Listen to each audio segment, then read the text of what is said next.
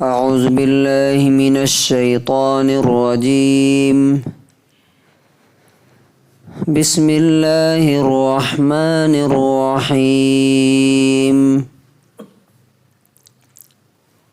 شهد الله أنه لا إله إلا هو والملائكة وأولو العلم قائما بالقسط لا إله إلا هو العزيز الحكيم. سورہ آل عمران سورہ نمبر 3 آیت نمبر 18.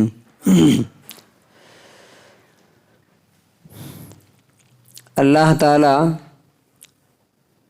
اس بات کی گواہی دیتا ہے کہ اس کے علاوہ کوئی نہ عبادت کے لائق ہے اور نہ فرما برداری اور بات ماننے کے لائق،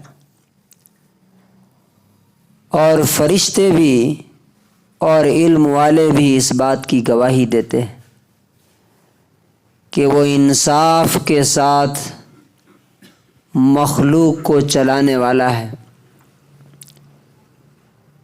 اس کے علاوہ کوئی عبادت کے لائق نہیں، اور وہ سب سے زیادہ طاقتور، سب سے زیادہ حکمت والا ہے. Allah bears witness that there is no deity and worthy of worship and obedience, and so do the angels and those of knowledge, that he is maintaining creation in justice. There is no deity except him. He is almighty, all wise. اس سے پہلے کی آیت میں اللہ تعالیٰ نے جنت کے لوگوں کی 5 خوبیاں بتائی تھی کہ وہ صبر کرنے والے ہوتے ہیں، وہ سچے ہوتے ہیں، وہ بات مانتے ہیں، وہ پیسے خرچ کرتے ہیں، اور صبح میں فجر سے پہلے اٹھ کر کے اللہ سے اپنے گناہوں کی معافی مانگتے ہیں. اب اللہ تبارک و تعالی یہ گواہی اس بات کی 3 لوگوں کی گواہی یہاں اللہ تعالیٰ نے نقل کی ہے، اور 3 بات کی گواہی ہے. کس کس کی گواہی؟ اللہ کی، فرشتوں کی، اور اہل علم کی، نالج فل لوگوں کی گواہی ہے. یہ سارے کے سارے کس بات کی گواہی دیتے ہیں؟ کہ اگر اس یونیورس میں کوئی ایسا ہے جس کے سامنے انسان جھک جائے، اپنا سر جھکا دے، تو وہ اللہ کے علاوہ کوئی اور نہیں ہو سکتا. اس لیے کہ اس میں انسان سے زیادہ پاورفل کوئی اور نہیں ہے. انسان سے بڑا اللہ نے اس دنیا میں اور کسی کو نہیں بنایا. اللہ سے انسان سے بڑا صرف اور صرف اللہ ہے. اور اگر اس کا سر کسی اور کے سامنے جھکتا ہے تو گویا کہ اس نے اللہ کی توہین کی، کہ سمجھیے کہ ایک مالک جو ہے نا اپنے نوکر کے سامنے جھک رہا ہے، اپنے مالک اپنے نوکر کی خدمت کر رہا ہے، غلامی کر رہا ہے، ایسا ہو گیا. اور دوسری بات کیا ہے کہ اللہ تعالیٰ انصاف کے ساتھ دنیا کو چلا رہا ہے، چاہے وہ آسمان ہو یا زمین ہو. اب ہمیں کہیں کہیں دکھتا ہے کہ شاید انصاف نہیں ہو رہا ہے. کبھی اپنے بارے میں بھی لگتا ہے، کبھی دوسروں کے بارے میں لگتا ہے کہ اس کے ساتھ انصاف نہیں ہو رہا. لیکن اگر آپ پردے کے پیچھے جائیں گے تو لگے گا کہ نہیں، اللہ تبارک و تعالیٰ بالکل اس کے ساتھ انصاف کر رہا ہے، کوئی زیادتی نہیں. ایگزامپل کے طور پہ سورہ کہف میں اللہ تعالیٰ نے موسیٰ علیہ السلام اور خضر کا واقعہ نقل کیا ہے، جس میں یہ بتایا ہے کہ تمہیں جو چیز غلط دکھتا ہے وہ اصل میں غلط ہوتا نہیں، وہ بالکل ٹھیک ہوتا ہے، لیکن تمہاری آنکھ صرف سامنے دیکھ سکتی ہے، پیچھے نہیں دیکھ سکتی۔ تو خضر علیہ السلام جب موسیٰ علیہ السلام کے ساتھ چلے کشتی میں تو انہوں نے پہلا کام کیا کیا؟ کشتی کا ایک تختہ جو ہے نکال دیا، توڑ دیا۔ تو اب یہ غلط بات تھی نا بھائی، اگر ہم بس پہ چڑھیں اور بس کا شیشہ توڑ دیں تو کوئی بھی کیا کہے گا، کیسا بیوقوف مولانا ہے، دیکھو بس کا شیشہ توڑ دیا، یہ غلط کام کیا۔ لیکن انہوں نے چڑھتے ہی کیا کیا؟ ایک تختہ نکال دیا، پٹری نکال دی ایک۔ تو موسیٰ علیہ السلام نے فوراً کہا کہ آپ نے تو یہ بڑا غلط کام کیا، لِتُغْرِقَ أَهْلَهَا، کیا کشتی والوں کو آپ ڈبانا چاہتے ہیں کیا؟ اور لَقَدْ جِئْتَ شَيْئًا إِمْرًا، بہت غلط کام کیا آپ نے۔ لیکن بعد میں جب دونوں جدا ہونے لگے تو انہوں نے کیا کہا؟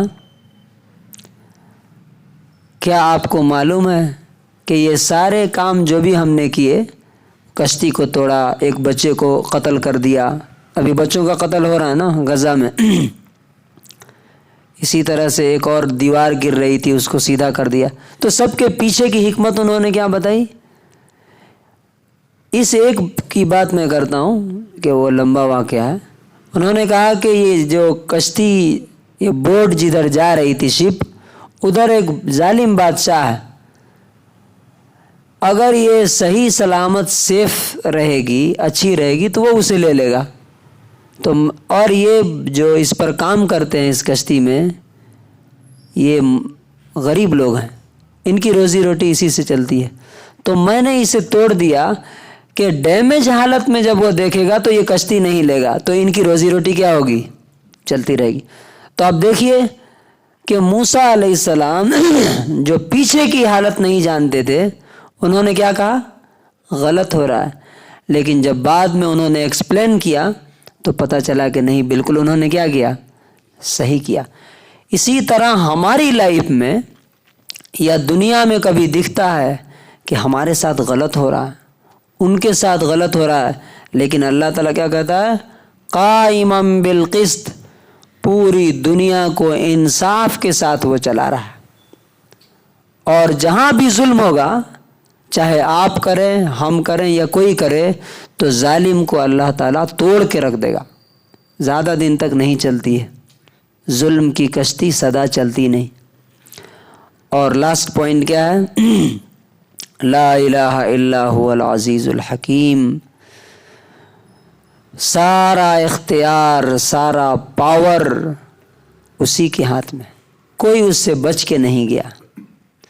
وہ کیسا پاورفل ہے،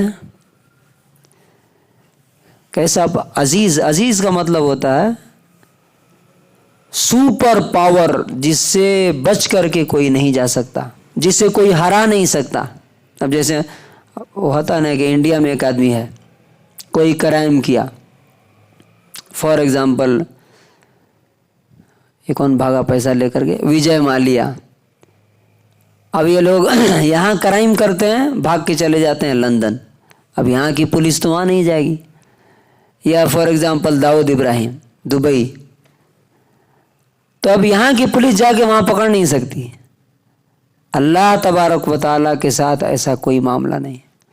وہ کہتا ہے کہ العزیز، وہ سب سے پاورفل ہے، جب چاہے گا جس کے بال پکڑ کے، پیشانی پکڑ کر کے اٹھا کر کے پھینک دے گا، کوئی اسے بچانے نہیں آئے گا۔